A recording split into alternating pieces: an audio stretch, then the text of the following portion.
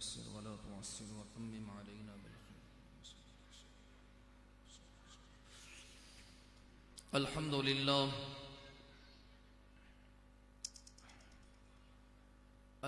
لله نحمده ونستعينه ونستغفره ونؤمن به ونتوكل عليه ونعوذ بالله من شرور أنفسنا ومن سيئات أعمالنا من يهده الله فلا مضل له ومن يضلله فلا هادي له ونشهد أن لا إله إلا الله وحده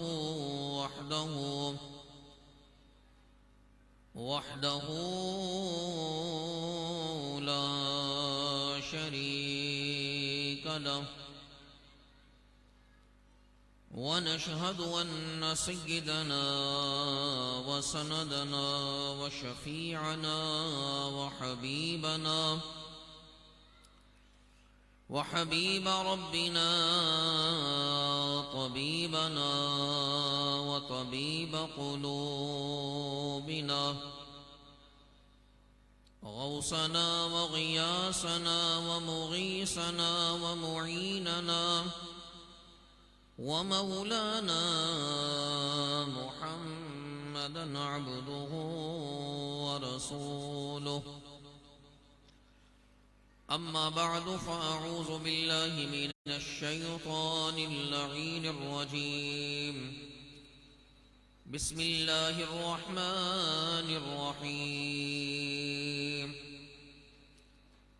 من ذا الذي يقرض الله قرضا حسنا فيضاعفه له أضعافا كثيرة. فقد قال الله تبارك وتعالى في مقام آخر: ولو أنهم إذ ظلموا أنفسهم جاءوك فاستغفروا الله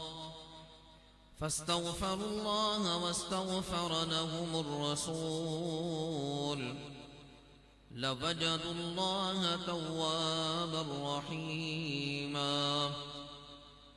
قال رسول الله صلى الله تعالى عليه وسلم: أدبوا أولادكم على 3 خصال: حب نبيه وحب أهل بيته وقراءة القرآن، أو كما قال عليه الصلاة والسلام. صدق الله مولانا العظيم وبلغنا رسوله النبي الكريم. إن الله وملائكته يصلون على النبي يا أيها الذين آمنوا صلوا عليه وسلموا تسليما. اللهم صل على سيدنا ومولانا محمد معدن الجود والكرم وآله وبارك وسلم صلاة وسلاما عليك يا سيدي يا حبيبي يا رسول الله. قال الامام احمد رضا: سرور کہوں کہ مالک و مولا کہوں تجھے، باغ خلیل کا گل زیبا کہوں تجھے، تیرے تو وصف عیب تناہی سے ہیں بری، حیران ہوں میرے شاہ میں کیا کیا کہوں تجھے. اللہ رے تیرے جسم مقدس کی تابشیں، اے جان جاں ایمان تجلا کہوں تجھے، لیکن رضا نے ختم سخن اس پہ کر دیا، خالق کا بندہ خلق کا آقا کہوں تجھے. بندہ پروردگارم امت احمد نبی دوست دار چار یارم تابع اولاد علی مذہب حنفیہ دارم ملت حضرت خلیل خاک پائے غوث اعظم زیر سایہ ہر ولی۔ حمد و صلوات کے بعد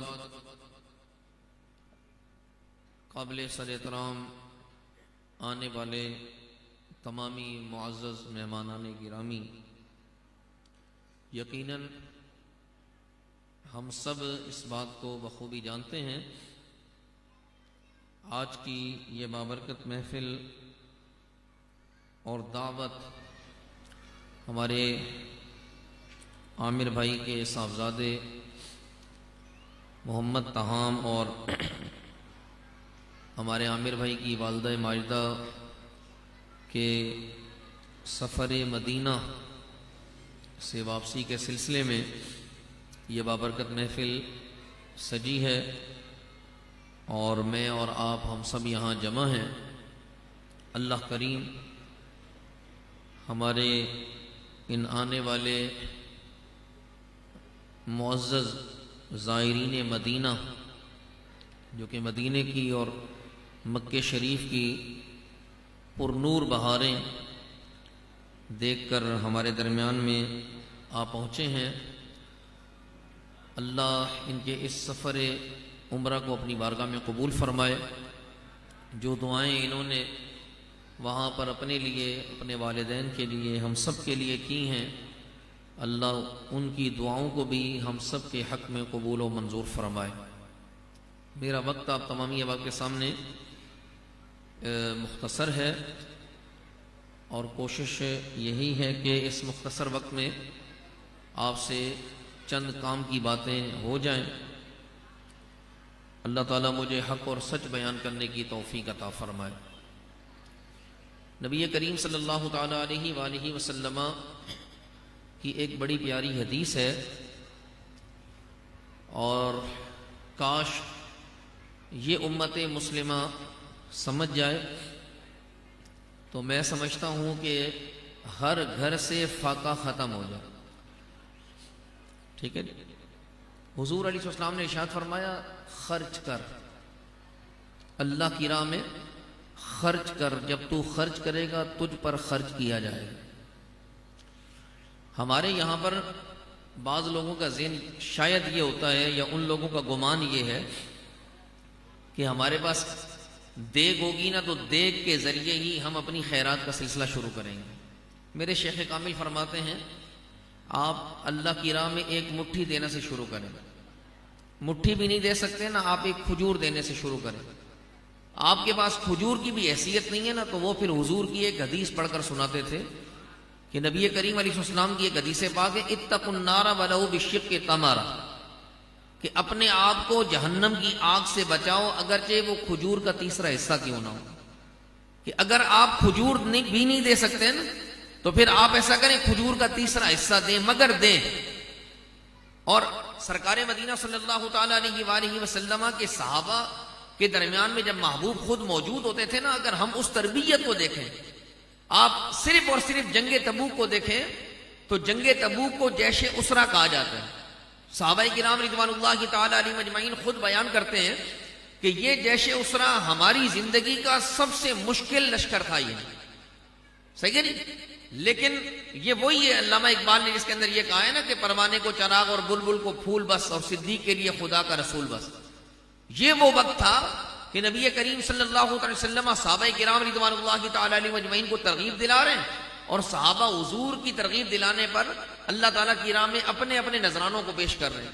یہ وہی جیش اسرا ہے جس میں سرکار مدینہ صلی اللہ علیہ وسلم نے حضرت عثمان غنی رضی اللہ تعالیٰ عنہ کو یہ بات بیان کی تھی، فرمایا کہ اے عثمان، اب اگر تو کوئی کام غیر شرعی بھی کر دے نا تو وہ بھی تیرے معاملات پر اثر انداز نہیں ہوگا، میرے رب نے تجھ پر جنت کو ایسا واجب فرما دیا۔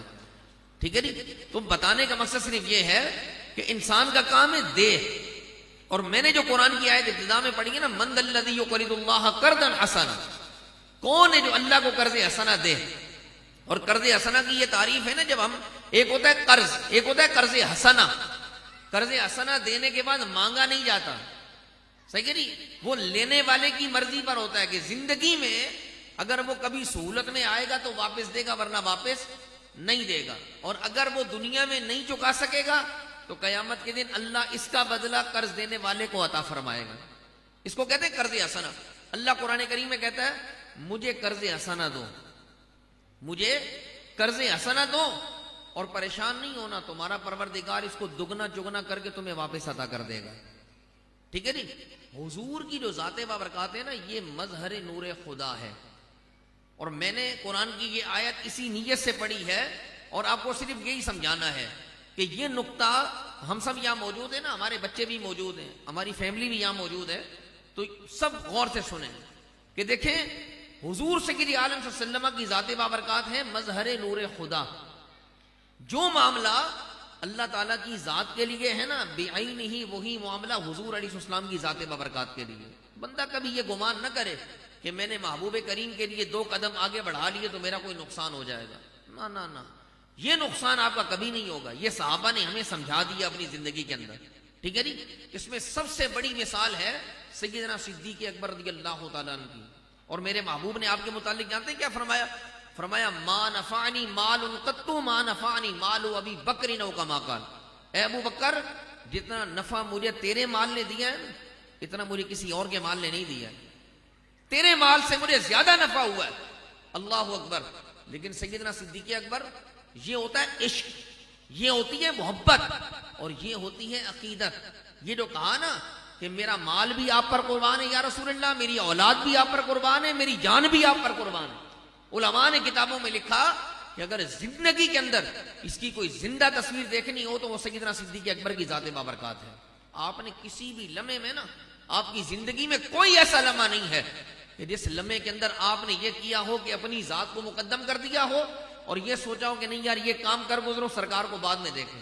نہیں نہیں نہیں، آپ ہر قدم میں آگے رہے، ہر قدم میں.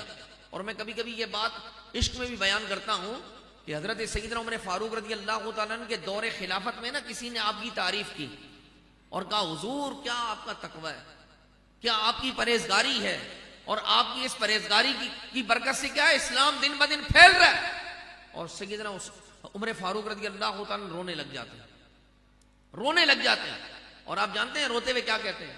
آپ کہتے ہیں کاش ایسا ہوتا، کاش کہ اللہ میری ساری نیکیاں جو ہے نا ابو بکر کو عطا فرما دیتا. نہیں چاہیے یہ نیکیاں، یہ جن نیکیوں پر تم میری تعریف کر رہے ہو نا، یہ نہیں چاہیے. کاش ایسا ہو جاتا کہ پروردگار عالم میری ساری نیکیاں ابو بکر کو عطا فرماتے اور ابو بکر کی وہ غار والی نیکی اللہ مجھے عطا فرما دیتا. صرف وہ ایک نیکی، وہ ایک نیکی، وہ کیا ہے؟ اعلیٰ حضرت نے کیا لکھا ہے؟ اعلیٰ حضرت نے یہی فرمایا نا بلکہ صدیق غار میں جا ان پہ دے چکے. ٹھیک ہے جی؟ سیدنا صدیق اکبر رضی اللہ تعالیٰ خود آپ سوچیں یہ اتنا آسان نہیں ہے جی. میں آج کسی سے ایسی یہ مدد تعریف مناسب نہیں ہوتی لیکن ویسے کر رہا ہوں. کسی سے آج میں بات کر رہا تھا عامر بھائی کے حوالے سے کہ ماشاءاللہ بڑے شوقین ہیں قصیدہ بردہ شریف کے، حضور کی نعتوں کے. ہم سے بھی کبھی بات کرتے ہیں نا، یہی بات کرتے ہیں کہ کوئی حضور کی محبت کی بات کرے، سرکار کے حوالے سے بات. دیکھیں بات ذہن میں رکھیے گا، دل ایک ایسی چیز ہے نا، دل میں جو چیز سموئی بھی ہے، جس چیز کو دل میں قرار آ چکا ہے نا، وہ زبان اس کا بار بار اقرار کرے گی، بار بار. بناوٹی بندہ بات 2 سے 4 دفعہ ہی کر سکے گا، بس 2 سے 4 دفعہ سے زیادہ بات نہیں کر سکے گا. لیکن جب کوئی ذات یا جس سے آپ پیار کرنے لگ جائیں نا، جب وہ آپ کے دل میں سمو جاتی ہے تو پھر ہر وقت ذکر یار زبان پہ رہتا ہے، بندہ اس کی بات کرتا ہے. سیدنا صدیق اکبر رضی اللہ تعالیٰ عنہ، یہ سب ہمارے یہاں میرے سامنے بیٹھے ہوئے اکثر لوگ ایسے ہیں جو تجارت کرنے والے ہیں، کپڑے کا کام کرنے والے، ٹھیک ہے نہیں، کوئی اور کام کرنے والے. سیدنا صدیق اکبر رضی اللہ تعالیٰ عنہ مکے کے نامی گرامی تاجروں میں آپ کا شمار ہے. صحیح ہے نہیں؟ اور ان حالات میں آپ کی اولاد بھی ہے، آپ کے ماں باپ بھی ہیں. صحیح ہے نہیں؟ اور سید عالم صلی اللہ علیہ وسلم آپ کو رات کے اندھیرے میں آ کر کے کہتے ہیں چلو ابو بکر میرے رب نے مجھے ہجرت کا حکم فرما دیا ہے. تو زبان پر پھر یہ بات نہیں ہے کہ کام کا کیا ہوگا، میری اولاد کا کیا ہوگا، آپ جو بولو میں وہ کرنے کو تیار ہوں، لیکن یہ مسائل ہیں، ان مسائل کا تدارک مجھے دے دیں، میں آپ کے ساتھ ہوں. لیکن زبان پر بات نہیں ہے. ٹھیک ہے نہیں؟ اور اگر میں صرف اس موضوع پہ بات کروں نا کہ صرف اگر آپ سفر ہجرت پڑھیں تو پھر آپ کو عشق کی معراج ہوگی. کہ واقعی آپ کو پتا چلے گا کہ محبوب سے پیار کس انداز کا ہونا چاہیے. اور سب سے بڑھ کر دیکھیں کہ کوئی ایسا لمحہ نہیں، کوئی ایسا لمحہ آپ کو سفر ہجرت میں نظر نہیں آتا کہ سیدنا صدیق اکبر اپنی ذات کو مقدم کرتے ہیں اور حضور کو مؤخر کرتے ہیں. نہ نہ نہ نہ، ہر وقت کبھی حضور کے آگے، کبھی دائیں، کبھی بائیں، کبھی آگے کبھی پیچھے. اور جب حضور بار بار سوال کرنے پہ پوچھتے ہیں نا کہ میرے ساتھ مل کر چلو، دائیں بائیں آگے پیچھے ہونے کی کیا ضرورت ہے، تو ایک ہی بات آتی، یا رسول اللہ یہ خطرے کا وقت ہے، اگر کوئی بھی خطرہ آئے نا دائیں بائیں آگے پیچھے سے تو مجھ پر پہلے آئے یا رسول اللہ، آپ کو ہلکا سا بھی گزند نہ پہنچے، آپ کو کوئی تکلیف نہ پہنچے. اور پھر روایات میں یہ لکھا ہوا ہے، آج ہمارے جو بھائی عمرہ کر کے آئے ہیں اگر یہ غار ثور کی طرف گئے ہوں تو جائیے، نہیں تو نیٹ پر سرچ کر کے دیکھ لیں، آپ کو پتہ چل جائے گا کہ زمین سے غار ثور کا راستہ کتنا ہے، یہ کتنا اونچا ہے. اور روایات یہ بتاتی ہیں کہ سید عالم صلی اللہ علیہ وسلم کو اپنے کندھوں پر سوار کر کے سفر ہجرت میں حضرت ابوبکر صدیق چل رہے ہیں، ٹھیک ہے نہیں. اور پھر بھی کیفیت یہ ہے کہ جب آپ اوپر غار پہ پہنچ جاتے ہیں نا تو نبی کریم صلی اللہ علیہ وسلم فرماتے ہیں کہ چلو ہٹو میں آگے جاتا ہوں. نہیں نہیں یا رسول اللہ آپ نہیں، پہلے میں جاؤں گا، اس غار میں پہلے میں جاؤں گا. کیوں؟ کہ ہو سکتا ہے کہ مبادا کوئی چیز ایسی ہو جو نقصان پہنچانے والی ہو، تو میرے آقا پہلے مجھے نقصان پہنچے، آپ کو کچھ نہ ہو، ٹھیک ہے نہیں. پھر اندر جاتے ہیں. سب سے بڑی بات جس بات پر آپ کو لانا چاہ رہا ہوں وہ بات یہ ہے کہ اس سفر ہجرت کے اندر محبوب کریم صلی اللہ علیہ وسلم آپ کی گود کے اندر سر رکھ کے آرام کرتے ہیں اور ایڑی پر کیا کرتا ہے جی، سانپ آپ کو آگے ڈس لیتا ہے. جی جب سانپ آپ کو آگے ڈستا ہے نا تو اعلیٰ حضرت امام اہل سنت نے یہ لکھا ہے، فرمایا کہ سانپ کا ڈسنا ایسے حالات میں کہ جہاں دائیں بائیں کوئی طبیب نہ ہو، یہ اس بات کی کنفرم علامت تھی کہ سیدنا صدیق اکبر کی وفات ہونے جا رہی ہے، آپ کی شہادت کا وقت تھا. لیکن وہ بارگاہ مصطفیٰ تھی، وہ طبیبوں کے طبیب تھے، انہیں طبیب اعظم کہا گیا.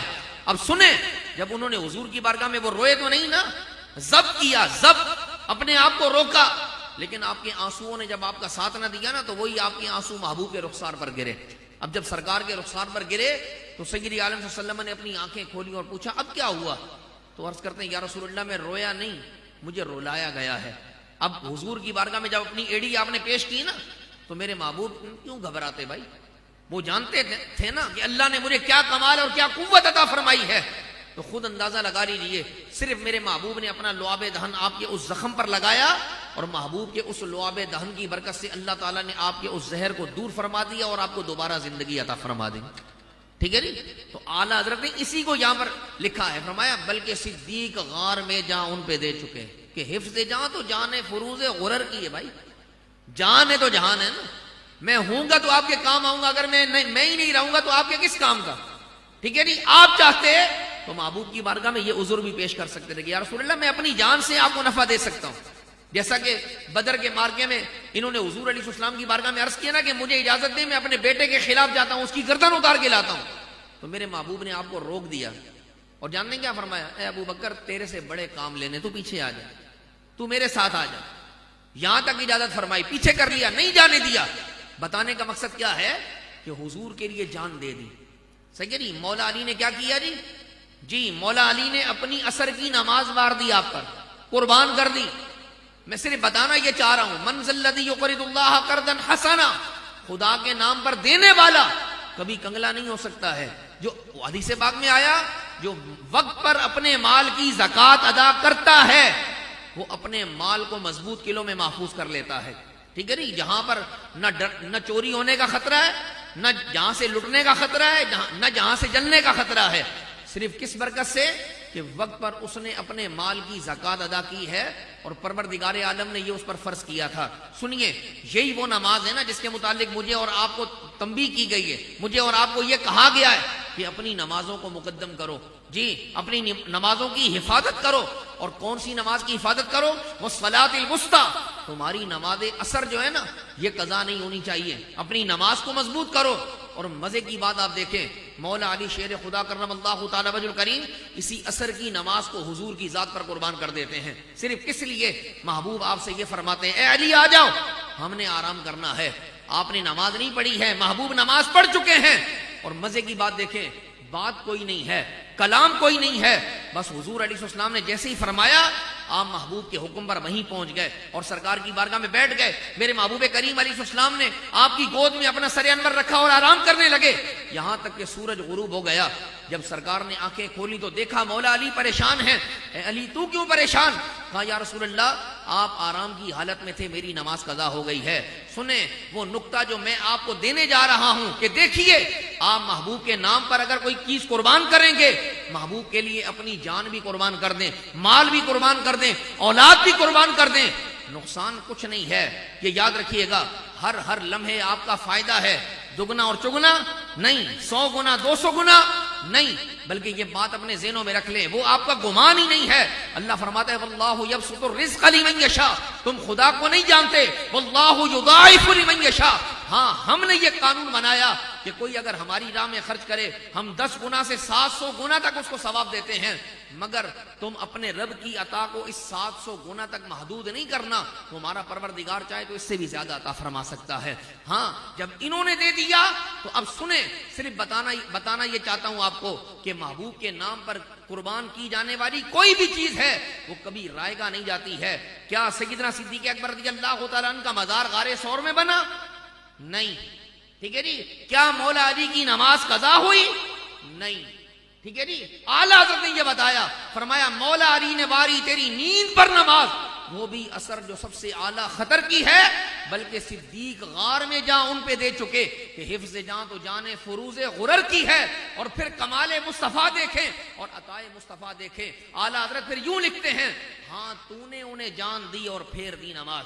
جی ایسا تو نہیں تھا کہ جب ان کو سانپ نے کاٹ لیا تو محبوب نے ان کو ایسے ہی چھوڑ دیا, ان کی نماز قضا ہوئی تو ان کو یہ کہا چلو نماز قضا ہو گئی کوئی بات نہیں اگلی نماز قضا پڑھ لو. نہیں, بلکہ دعا کے لیے ہاتھ اٹھائے, چاہیں تو عبارت پڑھ لیں, چاہیں تو کتاب میں تلاش کر لیں اور پھر پڑھیں. یہ میرے محبوب کے الفاظ تھے, حتیٰ کہ حضور خود آرام کر رہے تھے اور میرے محبوب ہاتھ اٹھا کر دعا کر رہے ہیں, اے اللہ علی تیرے اور تیرے نبی کی اطاعت کے اندر تھا, لہٰذا تو کرم فرما اور سورج کو واپس پلٹا تاکہ علی اپنی نماز کو ادا کر لے. اعلیٰ حضرت نے یہ لکھا, ہاں تو نے انہیں جان دی اور پھر دی نماز, پر وہ تو کر چکے نا جو کرنی بشر کی ہے. اور پھر یہ کہتے ہیں ثابت ہوا کہ جملہ فرائض فرو ہیں, جان بھی افضل, نماز بھی افضل, خدا کا حکم بھی افضل, اور یہ سب چیزیں فرض میں شامل ہوتی ہیں. آپ نے فرمایا سنو ثابت ہوا کہ جملہ فرائض فرو ہیں, اصل الاصول بندگی اس تاجور کی ہے. بس مدینے والے کی بارگاہ میں بیٹھ جاؤ, چھوڑ دو یہ ساری باتیں اور یہ غم اپنے دلوں سے نکال دو کہ یار میں محبوب کے نام پر, حضور کے میلاد کے نام پر زمانے کو کھلاؤں گا, میں بزرگوں کے نام پر زمانے کو کھلاؤں گا, میں یہ خوشیاں کروں گا تو میرا مال کم ہو جائے گا. یہ مال کم نہیں ہوگا. میں نے ابتدا میں حدیث اسی لیے پڑھی, خرچ کیا کر, لوگوں کو کھلایا کر. جب تو خرچ کرے گا, لوگوں کو کھلائے گا تو اللہ تجھ پر اپنا مال خرچ کرے گا. اور خدا کا مال لامحدود ہے, خدا کے مال کی کوئی حد نہیں ہے. زمانہ سوچتا ہے کہ کیا کروں اور عاشق کر گزرتا ہے, زمانہ سوچ میں رہتا ہے, عاشق معراج کر کے آ جاتا ہے. انسان صرف اس کمال کو دیکھے اور مزے کی بات دیکھیں, میرے محبوب میری اور آپ کی تربیت کیسے کر رہے ہیں. ایک تو میری بات ہے نا, ایک میری اولاد کی بات ہے, ایک آپ کی اولاد کی بات ہے. اور مزے کی بات آپ دیکھیں, محبوب نہ مجھے بھولے, نہ آپ کو بھولے, نہ میری اولاد کو بھولے, نہ آپ کی اولاد کو بھولے. فرمایا کیا, ادبوا اولادکم علی ثلاث خصال. ہاں جی, یہ جو تمہارے گھر میں ہر وقت مصطفیٰ کریم علیہ السلام کی باتیں, حضور کی نعتیں, سرکار کی حدیثیں جو گونجتی ہیں, یہ ایسے نہیں گونج رہی ہیں. ہاں ہمارے علماء نے یہ اسباق لوگوں کو بتائے ہیں, یہ حدیثیں زمانے تک پہنچائی ہیں.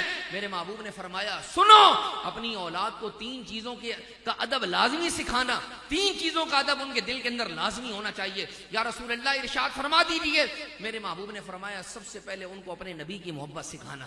جی انہیں بتانا کہ یہ ہمارے نبی ہیں, ان کی خاطر جان بھی قربان کرنی ہے, مال بھی قربان کرنا ہے, اور کائنات میں سب سے بڑھ کر انہی سے پیار کرنا ہے. ادبوا اولادکم علی ثلاث خصال, اپنی اولاد کو 3 خصلتیں, 3 باتیں لازمی سکھانا. وہ کون سی؟ میرے آقا نے فرمایا سب سے پہلے میری محبت ان کو سکھانا, اور پھر فرمایا وحب اہل بیتہ, اور پھر میرے اہل بیت کی محبت بھی ان کو سکھانا اور بتانا کہ یہ حضور کے گھر والے ہیں. جیسے حضور کی محبت ہم پر لازم ہے, ایسے ہی محبوب کے گھر والوں کی بھی محبت ہم پر لازم ہے۔ اور پھر آخر میں فرمایا آہا یہ وہ بات ہے، میرے محبوب نے فرمایا جب یہ دو باتیں سکھا چکو تو تیسری نصیحت یہ کر رہا ہوں وقراءۃ القرآن، پھر اپنے بچوں کو قرآن پڑھنا سکھانا، جی، تاکہ ان کے دل میں میری محبت ہو، میرے اہل بیت کی محبت ہو، اور پھر وہ اس زبان سے جب کلام الہی پڑھیں گے تو پھر انہیں پتہ چلے گا کہ واقعی اس کی چاشنی اور اس کی محبت کیا ہوتی ہے۔ اے میرے پیارو، اے میرے عزیزو، اے میرے دل کے قریب دوستو، سنیں یہ بات ذہن میں رکھیں، میں اور آپ ہم اپنے گھر کی تربیت کیسے کر سکتے ہیں، یہ بات ہمیں حضور نے سمجھا دی ہے۔ وہ طریقہ کار کیا ہے، وہ تربیت کا انداز کیا ہے؟ دیکھیں میں آپ کو صرف ایک ایگزامپل دے رہا ہوں۔ یہ ایک روایت ہے، محبوب کریم صلی اللہ تعالی علیہ وآلہ وسلم کی ایک ادا تھی۔ حضور جب بھی کسی کے گھر تشریف لے جاتے تو کیا کرتے؟ دروازہ کھٹکھٹاتے، دستک دیتے اور بلند آواز سے فرماتے السلام علیکم ورحمۃ اللہ، ٹھیک ہے نہیں؟ جواب نہیں ملا، حضور دوبارہ دستک دیتے، پھر آواز لگاتے السلام علیکم ورحمۃ اللہ، جب جواب نہ ملا پھر تیسری مرتبہ دوبارہ دروازہ کھٹکھٹاتے اور پھر بلند آواز سے کہتے السلام علیکم ورحمۃ اللہ۔ اگر 3 مرتبہ دروازے کی دستک دینے پر حضور کو جواب نہ ملتا نا تو محبوب پھر اس گھر پہ آواز نہ دیتے، آگے نکل جاتے۔ صحابی کھڑے میں گیٹ کے اندر، جی میری آواز آ رہی ہے؟ صحابی کھڑے گیٹ کے اندر، ان کا بیٹا ان کے ساتھ کھڑا ہے اور گیٹ پر حضور آ گئے صلی اللہ علیہ وسلم، اور میرے آقا آ کر کے کیا کرتے ہیں؟ دستک دیتے ہیں۔ جب دستک دیتے ہیں نا تو بلند آواز سے کہتے ہیں السلام علیکم ورحمۃ اللہ، تو وہ صحابی حضور کا سلام سن کر کے بڑی آہستہ آواز سے کہتے ہیں وعلیکم السلام یا رسول اللہ، ٹھیک ہے نہیں؟ ان کا بیٹا ان کے برابر میں بڑا حیران ہے کہ حضور سلام کر رہے ہیں اور میرے والد اتنا آہستہ جواب کیوں دے رہے ہیں؟ وجہ سرکار پھر اپنی ادا سے، اپنی سنت سے پھر سلام، دروازہ کھٹکھٹاتے ہیں اور پھر بلند آواز سے کہتے ہیں السلام علیکم ورحمۃ اللہ، اور وہ کیا کرتے ہیں؟ بڑی آہستگی سے، شائستگی سے جواب دیتے ہیں اور آہستہ آواز سے۔ بیٹا بڑا حیران ہوتا ہے اور اپنے والد کا ہاتھ پکڑ کے جھنجھوڑ کر کہتا ہے کہ آپ حضور کو جواب کیوں نہیں دے رہے؟ باپ خاموش کر۔ تیسری مرتبہ سرکار پھر جب دروازے پر دستک دیتے ہیں تو وہ پھر حضور علیہ السلام کو آہستہ جواب دیتے ہیں۔ جب سرکار جانے لگتے ہیں نا تو وہ دروازہ کھول کر کے محبوب کو آواز دیتے ہیں۔ تو میرے محبوب کریم صلی اللہ علیہ وسلم ان سے سوال کرتے ہیں کہ آپ گھر میں تھے؟ بولا جی ہاں یا رسول اللہ۔ تو کہا کہ جب ہم سلام کر رہے تھے تو آپ نے جواب نہیں دیا، اب اولاد آپ کے ساتھ ہے، اس صحابی کا بیٹا ان کے ساتھ ہے، تو آپ جانتے ہیں بارگاہ مصطفیٰ میں کیا عرض کرتے ہیں؟ یا رسول اللہ میں نے یہ ارادہ کیا کہ آپ بار بار مجھ پر اور میرے گھر والوں پر سلامتی کی دعا بھیجیں۔ صحیح، میں صرف اس دعا کو لینے کے لیے میں تو یہ چاہوں گا نا کہ آپ میرے گھر میں تشریف لائیں، کیونکہ گھر آپ کا ہے نا یا رسول اللہ، ٹھیک ہے؟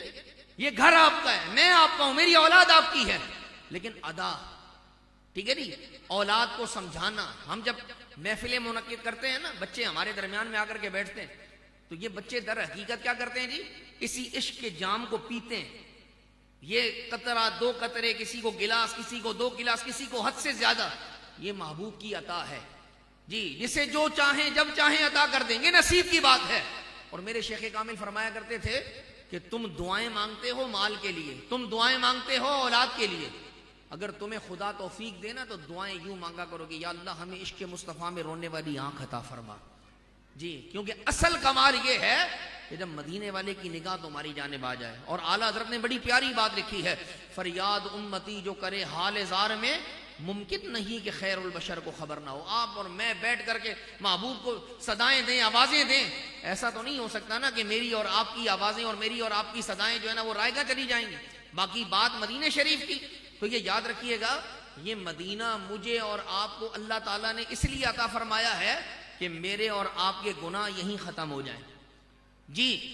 یہ ایک حدیث پاک ہے، میرے محبوب علیہ السلام نے فرمایا کہ میری امت اس حال میں قبر میں داخل ہوگی کہ وہ گناہوں سے لتھڑی ہوئی ہوگی، لیکن قیامت کے دن جب ان قبریں پھٹیں گی نا تو وہ اس حال میں قبروں سے باہر نکلیں گے کہ اللہ نے ان سب کی بخشش فرما دی ہوگی۔ تو صحابہ بڑے حیران ہوئے، کہا یا رسول اللہ قبر میں پہنچے گناہ کر کر کے، صحیح ہے جی، قبر میں پہنچے گناہوں سے لتھڑے ہوئے، اور جب قبروں سے باہر نکلے تو گناہوں سے پاکیزہ ہو گئے، ستھرا ہو گئے، وہ کیسے؟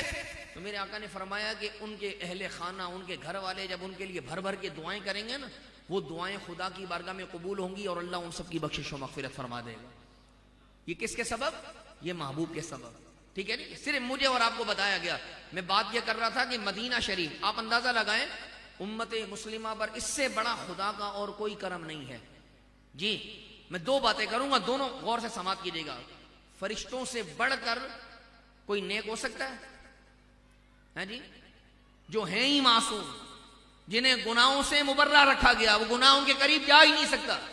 ان کا گناہ کرنا محال ہے، وہ گناہ نہیں کرتے. اور میرے محبوب کریم صلی اللہ علیہ وسلم جب سے مزار میں جلوہ گر ہوئے ہیں نا، جب سے اس وقت سے لے کر اب تک، عصر کی نماز سے لے کر فجر کی نماز تک 70,000 فرشتے حضور کی بارگاہ میں اترتے ہیں. ٹھیک ہے جی؟ جیسے ہی فجر کی نماز ہوتی ہے وہ چلے جاتے ہیں، پھر صبح والے آ جاتے ہیں. وہ 70,000 الگ ہوتے ہیں. وہ صبح آتے ہیں، پھر وہ عصر تک محبوب کریم صلی اللہ علیہ وسلم کی قبر پر حاضر رہتے ہیں، درود و سلام پڑھتے رہتے ہیں. اور کمال بات جانتے ہیں کیا ہے؟ جو فرشتہ ایک مرتبہ آ چکا ہے نا، قیامت تک دوبارہ نہیں آ سکتا ہے. لیکن یہ کرم ہے تو محبوب کی امت پر کہ آپ خود اندازہ لگائیں کہ جو بندہ ایک مرتبہ بھی عمرہ کر چکا ہے نا، وہ دن میں 5 مرتبہ محبوب کی بارگاہ میں حاضری دیتا ہے. سمجھ رہے ہیں؟ یہ امت مصطفیٰ پر کرم ہے. اور اللہ کیا فرماتا ہے؟ وَلَوْ أَنَّهُمْ ظَلَمُوا أَنفُسَهُمْ جَاءُوكَ.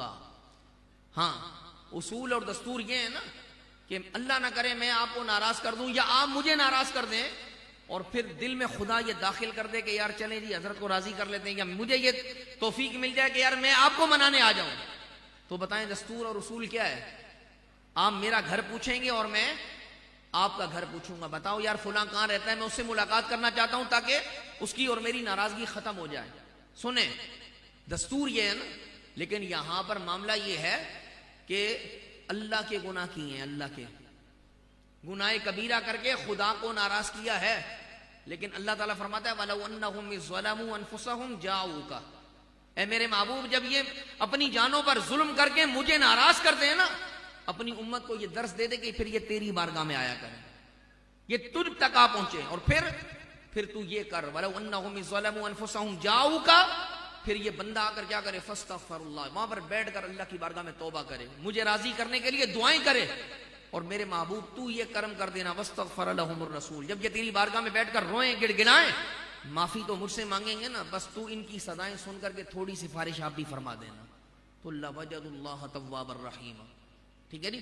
اللہ ان کے تمام گناہوں کو معاف فرما دے گا. انسان کوئی بھی گناہ کرے یہ یاد رکھیں، وہ گناہ کتنا بھی بڑا ہو، صرف اس کے لیے کیا ہے؟ حدیث پاک میں میرے آقا نے فرمایا نا کہ ایک عمرے سے دوسرا عمرہ. بندے نے عمرہ کیا، حدیث پاک میں آیا سابقہ گناہ معاف ہو گئے، پھر وہ گناہ کر کے یعنی گناہوں کا معاملہ ختم ہو گیا، وہ عمرہ کر کے آ گیا، اب دوبارہ عمرہ کرنے گیا. تو حدیث پاک میں آیا کہ اس عمرے سے لے کر دوسرے عمرے کے درمیان میں جتنا ڈیوریشن بچ گیا، حدیث پاک میں آیا یہ جو وقت ہے نا، اب چاہے یہ 2 ماہ تھے، 2 دن تھے، 2 گھنٹے تھے، ان کے درمیان میں جتنے بھی گناہ ہوئے نا، وہ عمرہ کرنے کی برکت سے اللہ تعالیٰ دور فرما دیتا ہے، معاف فرما دیتا ہے. میری آپ کی ہم سب کی اولین ترجیح کیا ہونی چاہیے؟ دیکھیں زندگی کے اندر یہ ایک پروردگار عالم کا کرم ہے، آپ کو اچھے ماں باپ مل جائیں. ٹھیک ہے؟ یہ ہے اولاد کے لیے کرم کہ اسے ایک اچھے ماں باپ مل گئے. اور ماں باپ بھی کیسے ملے؟ وہ ہمارے بابا جی فرمایا کرتے تھے کہ لوگ یہ سوچتے ہیں کہ خادم حسین رضوی جو ہے نا وہ جھکتا کیوں نہیں ہے. ٹھیک ہے جی؟ یا اسے کسی بات کے اوپر جو ہے نا ہٹایا کیوں نہیں جا سکتا، وہ حضور کی بات پر اتنا سخت کیوں ہو جاتا ہے. آپ فرماتے تھے یہ صرف میری ماں کا کمال ہے کہ وہ مجھے لوری بھی صلی اللہ کی دیا کرتی تھی. ٹھیک ہے جی؟ اصل کمال یہ ذہن میں رکھیں، ہماری جو اولاد ہے نا، یہ جو حضور علیہ السلام نے فرمایا نا الا کلکم راع، تم میں سے ہر شخص ذمہ دار ہے، ہر شخص. وَكُلُّكُمْ مَسْئُولٌ عَنْ رِعِّيَتِهِ أَوْ كَمَا قَالَ. میرے آقا نے فرمایا اور یاد رکھنا ہر ذمہ دار سے کل قیامت کے دن اس کی ذمہ داری کے متعلق سوال ہوگا. میری اور آپ کی اولاد میرے اور آپ کے ماتحت ہے، میری اور آپ کی ذمہ داری کے اندر ہے. آج اولاد نماز نہیں پڑھتی تو معذرت کے ساتھ یہ کبھی نہیں گمان کرنا کہ یار نہیں پڑھتے تو خود جواب دیں گے. وہ تو جواب دیں گے، انہوں نے جواب دینا ہے. لیکن اولاد نماز نہیں پڑھتی نا، جواب دے آپ بھی ہیں. آپ کو حدیث پاک میں بتا دیا گیا تھا بچہ 7 سال کا ہو تو نماز پڑھنا شروع کروا دینا اس کو. جی نہ پڑھے سختی کرنا. جی 10 سال کی عمر میں مارنے کا حکم دیا گیا، حتیٰ کہ سمپل سی بات ہے، نماز تو فرض ہی نہیں ہے. 7 سال میں نماز تو فرض نہیں ہوئی، 10 سال میں بھی نہیں ہوئی، ٹھیک ہے جی، 15 سال میں بھی نہیں ہوئی. نماز کب فرض ہوئی؟ جب وہ بالغ ہوا. اب وہ 17 میں ہوا، 18 میں ہوا، جب بھی ہوا، جب وہ بالغ ہوا نماز تو اسی وقت فرض ہوئی. لیکن یہ حکم 7-8 سال پہلے کیوں؟ کس لیے؟ وہ صرف اسی لیے کہ جب نماز پڑھنے کا وقت یعنی وہ فرض اس پر آ جائے نا، اس کی عادت اتنی پختہ ہو جائے کہ وہ نماز پڑھنے میں کبھی بھی ناکامی اور کیا کہتے ہیں سستی کا مظاہرہ نہ کرے. ہم نے اس چیز کا دھیان نہیں کیا. ہاں معذرت کے ساتھ پھر میری باتیں تھوڑی تلخ ہو جاتی ہیں کبھی کبھی کیا اکثر ہی ہو جاتی ہیں. سنیں پھر ہم میں جتنے لوگ بھی بیٹھے نا بشمول میرے، اللہ اپنے حبیب کے صدقے سب کو محفوظ رکھے. کوئی بھی بندہ کسی مرض میں مبتلا ہو جائے نا، وہ چھوٹا سا بھی کیوں نہ ہو، ٹھیک ہے نہیں، ہماری کوئی بہن بیمار ہو جائے، وہ کوئی چھوٹا سا مرض بھی کیوں نہ ہو، دل میں جانتے ہیں کیا خیال آتا ہے؟ یار اگر میں مر گیا نا یا میں مر گئی، میرے بچوں کا کیا ہوگا؟ اور میں آپ اگر ہم دیکھیں نا ہمارے دائیں بائیں ارد گرد ایسی باتیں ہوتی بھی نظر آتی ہیں، یار اگر مجھے کچھ ہو گیا میرے بچوں کا کیا ہوگا، میرے بچے کہاں جائیں گے؟ تو سنیں یہ کسی بزرگ نے اپنے ملفوظات میں لکھا ہے، ہر بندہ اس فکر میں ضرور ہے کہ وہ مر گیا تو اس کی اولاد کا کیا ہوگا، لیکن اس فکر میں کوئی نہیں ہے کہ میری اولاد مر گئی نا تو میری اولاد کے ساتھ کیا ہوگا. یہ فکر کسی کو نہیں، ٹھیک ہے جی. آج اگر بچہ گھر میں آرام کر رہا ہے، سو رہا ہے، فجر میں مؤذن اعلان کر رہا ہے الصلاۃ خیر من النوم، کرتا رہے بھائی، ہمیں کوئی پرواہ نہیں. صحیح ہے نہیں؟ ماں باپ خود بھی سو رہے ہیں، اولاد بھی سو رہی ہے، مسجدیں ویران ہیں. اور مجھے اور آپ کو فکر کس بات کی ہے؟ ہمارے گھر کی ناچاکیاں کیوں ختم نہیں ہوتی؟ میرے اور آپ کے کاروبار میں برکت کیوں نہیں ہے؟ کیسے ہو سکتی ہے بھائی؟ یہ کیسے ہو سکتی ہے؟ میں ابھی پیچھے آپ سے بات کر کے آ رہا ہوں نا، آپ خدا کی راہ میں خرچ کرتے ہیں، وہ آپ کو پلٹ کر واپس دیتا ہے نا، وہ مال آپ کے پاس دوبارہ آتا ہے. زکوٰۃ دینے والے کی زکوٰۃ ہر سال بڑھ جاتی ہے، اس بات کی علامت ہے کہ اس کے مال میں برکت ہے. تو صرف اس کا حکم خرچ کرنے یا زکوٰۃ تک کا نہیں ہے، اس کا حکم ہر چیز سے ہے. آپ نے کبھی یہ ارادہ کیا کہ یار میں اٹھوں اور جا کر خدا کے گھر کو آباد کروں، کہ میں جاؤں گا اور وہاں جا کر کے ذکر خدا کروں گا تو خدا کے گھر کی ویرانی ختم ہوگی؟ تو بتائیں نا، اگر آپ یہ نیت کر کے مسجد میں جائیں اور خدا کے گھر کی ویرانی کو ختم کریں تو اللہ آپ کے گھر کی ویرانی کو ختم کرے گا یا نہیں کرے گا؟ جب آپ خدا کے گھر کو آباد کریں گے آپ کا گھر آباد ہوگا یا نہیں ہوگا؟ آپ کی روزی بڑھے گی یا نہیں بڑھے گی؟ لیکن ہماری کیفیت تو یہ ہے، نماز کا وقت ہے، اولاد سو رہی ہے، پھر اولاد نافرمان ہے تو باپ اس پر ناراض ہے، لیکن وہ خدا کا نافرمان ہے، باپ کو اس کی پرواہ نہیں. جی یہ باتیں ہماری زندگی کی بڑی تلخ حقیقتیں ہیں جو ہم سننا نہیں چاہتے. کیوں؟ ہم بے ادبیاں کر کر کے، نافرمانیاں کر کر کے ہم اتنے اٹ گئے، اتنے سخت ہو گئے ہیں کہ اب ہمارے لیے نا یہ باتیں بے معنی ہو گئی ہیں. ماں باپ، آپ کیا سمجھتے ہیں ماں باپ کیا ہیں؟ ماں اور باپ کیا ہیں اولاد کے لیے؟ ان کی حقیقت کیا ہے؟ حضور علیہ السلام نے فرمایا کوئی کام کرنے سے پہلے اگر تیرے دل میں یہ خیال آ جائے کہ یار میرے اس کام کرنے سے میرا رب راضی ہوگا یا نہیں ہوگا، تو طریقہ کار کیا بتایا؟ فرمایا اپنے باپ کو دیکھ لینا، اگر تیرے اس کام کرنے پر تیرا والد راضی ہے سمجھ لے تیرا رب بھی راضی ہے. جی ہمارے یہاں پر اس ٹائم حالت یہ ہو گئی ہے نا، اس ٹائم گوگل مفتی سب کے ہاتھوں میں آ گیا، کسی بھی روایت کی کوئی تحقیق نہیں ہے، ٹھیک ہے جی، کوئی بھی قول، کوئی بھی عبارت آپ کی نظروں کے سامنے آتی ہے، آپ کو یہ معلوم نہیں کہ یہ کیوں ہے، کس لیے ہے، لیکن آپ آنکھ بند کر اس پر یقین کر لیتے ہیں. کبھی آپ کو یہ توفیق نہیں ہوئی کہ یار میں جاؤں کسی عالم دین سے ملوں اور اس سے جا کر عرض کروں کہ حضرت اس روایت کے متعلق ذرا مجھے بتائیں، یہ درست نہیں ہے؟ صحیح ہے. اس کی ایک سمپل سی مثال کہ کسی نے اٹھا کر ایک بات سوشل میڈیا پہ ڈالی کہ ربیع الاول کا چاند نظر آیا، معاذ اللہ حضور نے یہ فرمایا کہ جس نے اس چاند کی خوشخبری دی اس پر جنت واجب ہو گئی. یہ کہاں لکھا ہے؟ کہیں نہیں. لیکن اگر آپ اس کے نیچے شیئرنگ کا آپشن دیکھیں نا، ہزاروں لاکھوں کے اندر ہے بھائی، کیونکہ میں اور آپ شارٹ رستے سے جنت میں جانا چاہتے ہیں. ہم یہ چاہتے ہیں ہم نماز بھی نہ پڑھیں، ہم روزے بھی نہ رکھیں، ہم اللہ کا کوئی حکم بھی پورا نہ کریں. صحیح ہے. اولاد یہ چاہتی ہے ہم ماں باپ کی نہ سنیں، ٹھیک ہے نہیں. میں ویسے خود بھی، میرے ماں باپ کو بھی اللہ سلامت رکھے، اللہ سب کے ماں باپ کو سلامت رکھے، جن کے والدین حیات ہیں میں سب کے لیے دعا کرتا ہوں اور کرتا رہتا ہوں الحمدللہ، کیونکہ ماں باپ سے بڑھ کر کوئی نعمت نہیں ہے، ٹھیک ہے جی. ماں باپ سے بڑھ کر کوئی عظیم دولت نہیں ہے، وہ جب آپ کو کسی بات پر خوش ہو کر دیکھتے ہیں یا کسی بات کی خوشی میں آپ کو دعا دیتے ہیں، یہ ایک طرف رہ جاتا ہے. جب آپ کی غلطی پر وہ آپ کو ڈانٹتے ہیں، صحیح ہے نہیں، تو دل سے ایک آواز آتی ہے کہ یا اللہ تیرا شکر ہے کہ کم از کم ہمیں کوئی اب بھی ٹوکنے والا تو ہے نا. ورنہ عمر کے ان حصوں میں آ کر کے لوگ کیا ہوتے ہیں جی، وہ شترے بے مہار کی طرح ہو جاتے ہیں، جو ان کے من میں آتا ہے وہ کرتے ہیں، ان کو کوئی اچھا برا بتانے والا نہیں ہوتا. ماں باپ یہ ایک ایسی نعمت ہے، خود آپ سوچیں کہ اللہ کریم نے یہ نعمتیں ہمیں ایسے ہی عطا کر دی ہیں، ایسے ہی. اور اگر ہمیں ان نعمتوں کی قدر ہی نہ ہو، ہم ان نعمتوں کو سوچیں ہی نہیں، تو پھر آپ مجھے بتائیں کہ خدا کی رضا حاصل ہوگی یا ناراضگی حاصل ہوگی؟ آج میں صرف آپ کو ایک بات بتا رہا ہوں، اولاد صرف نخرے کرتی ہے. ان کو وقت پہ کھانا چاہیے، وقت پہ پہننا چاہیے، وقت پہ سونا چاہیے، اور وہ رات کو سونے سے پہلے نا اپنی لسٹ ماں باپ کو تھما کے سوتے ہیں، کل یہ چاہیے جی.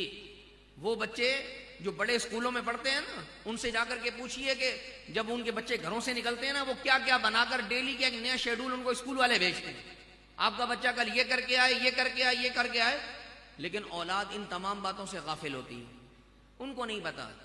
میں ویسے آپ کو تھوڑی توجہ دلانے کے لیے کہہ رہا ہوں کہ کبھی آپ کو خیال آئے نا کہ یار آپ کے دل میں آپ کے باپ کی قدر نہیں ہو رہی معاذ اللہ، تو باہر روڈوں میں نکلے تو دیکھیں ان مزدوروں کو جو گدھا گاڑی چلا رہے ہیں، ٹھیک ہے جی، ان مزدوروں کو دیکھیں جو ٹرکوں پر کیا کر رہے ہیں، لوڈنگ کا کام کر رہے ہیں، جو مزدوری کر رہے ہیں، جو نیچے کے ایک مالے سے لے کر کے اوپر کے چوتھے مالے کے اوپر صرف ریتی چڑھانے کے لیے چڑھ رہا ہے بندہ جی. اولاد پھر کل جوان ہو کر کے کہتی ہے ہمارے بابا نے ہمارے لیے کیا ہے. آپ اس مقام تک جو آپ پہنچے ہیں نا، مزے کی بات آپ دیکھیں کہ خدا کو اپنی عبادت میں شریک نہیں چاہیے جی. وَقَضَىٰ رَبُّكَ أَلَّا تَعْبُدُوا إِلَّا إِيَّاهُ، تیرے رب نے یہ فیصلہ کر دیا ہے عبادت صرف تیرے خدا کی ہے.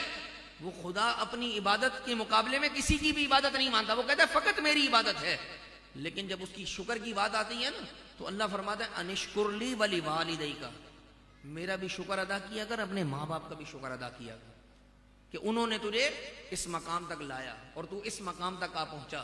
آج آپ خود سوچیں نا کہ گھر میں اگر ماں باپ نے ماحول بنایا ہو، یہ حضور کا فرمان جو میرے محبوب نے فرمایا ادبوا اولادکم علی ثلاث خصال، اپنی اولاد کو یہ 3 خصلتیں سمجھانا، سکھانا، انہیں بتانا. تو بتائیے نا اگر باپ ماں صرف اس کے لیے لگ جائیں اور اپنے ان کے دل میں کیا ہو کہ صرف ہم یہ داخل کریں گے، اپنی اولاد کے دلوں میں یہ بات ڈال دیں کہ یار حضور سے پیار کرنا ہے، حضور سے محبت کرنی، حضور کے اہل بیت سے پیار کرنی، قرآن پڑھنا ہے، قرآن کی محبت رکھنی ہے، تو مزے کی بات آپ دیکھیں پھر کرم ہوگا یا نہیں ہوگا. ہر وقت اگر آپ خود بتائیں، یہ ویسے حدیث پاک ہے میرے آقا نے فرمایا کہ ذکر الصالحین، جب نیک لوگوں کا ذکر ہوتا ہے اللہ کی رحمتوں کا نزول ہو رہا ہوتا ہے.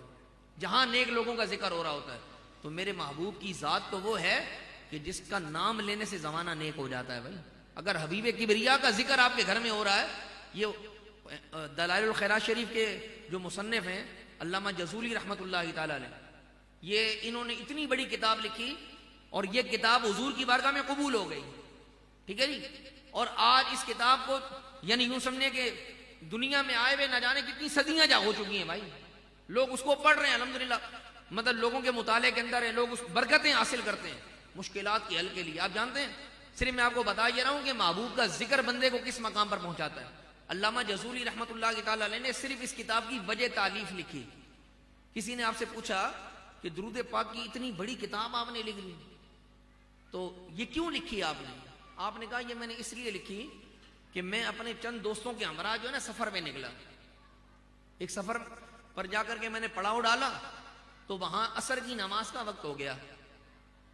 جب عصر کی نماز کا وقت ہوا تو ہم لوگ پہنچے تو ایک کنواں مل گیا ہمیں، لیکن حیران کن بات یہ تھی کہ کنویں سے پانی نکالنے کے لیے ڈول نہیں ہے.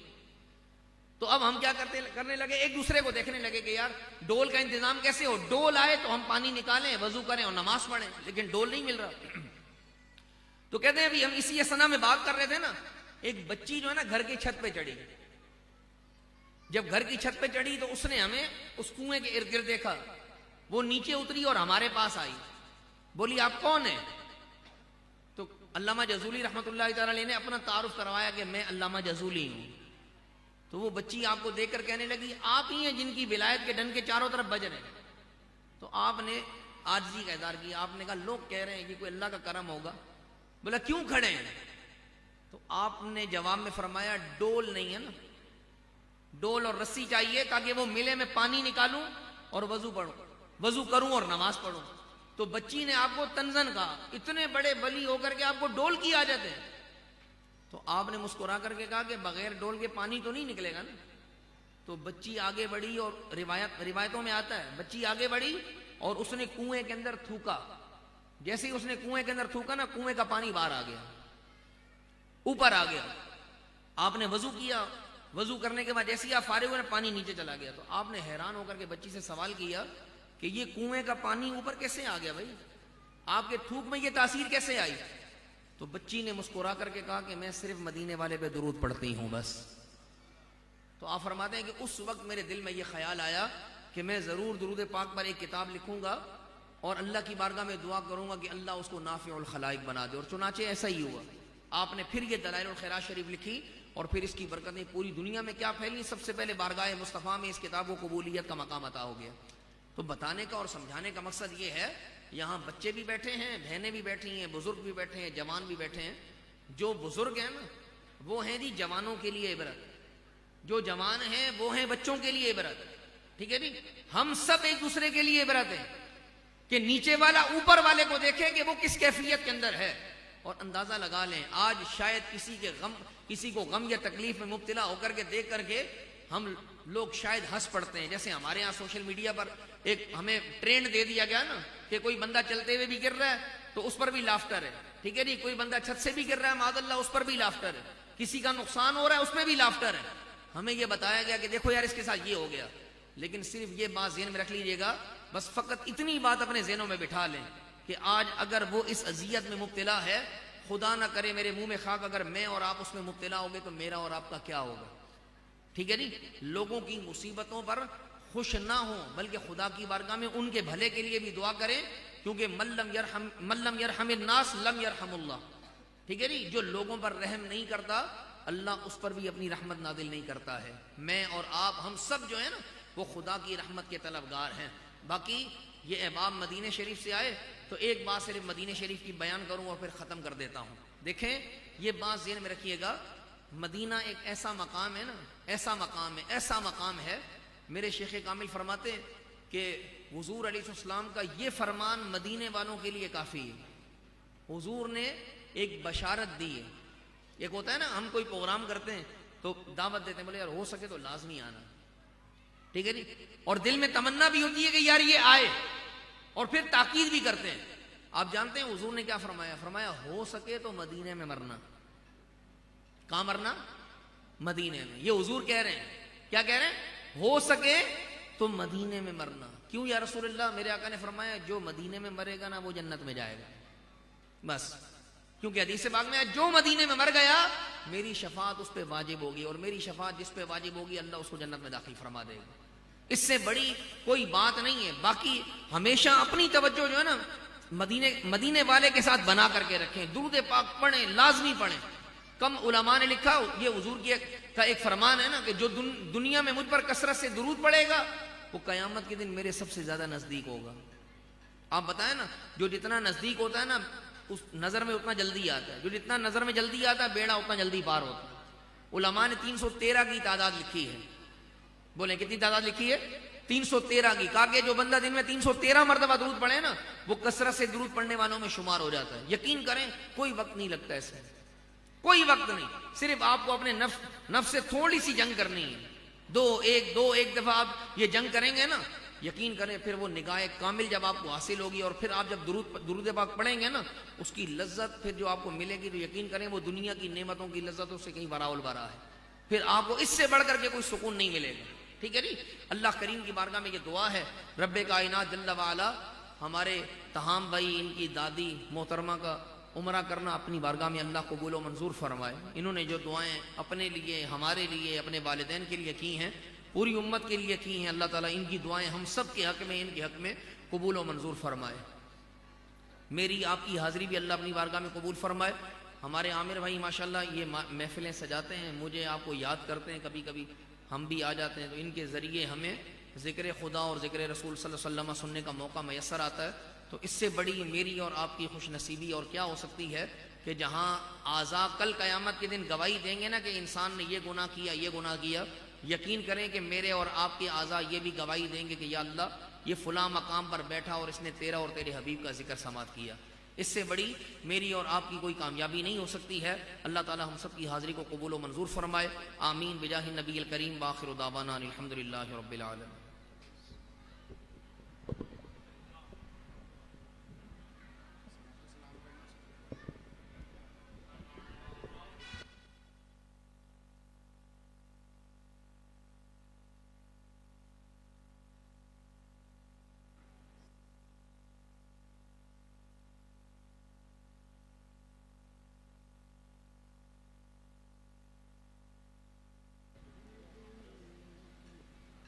صلاۃ السلام کے لیے کھڑے ہو جائیں. مدینے کے زائر سلام ان سے کہنا تڑپتے ہیں تیرے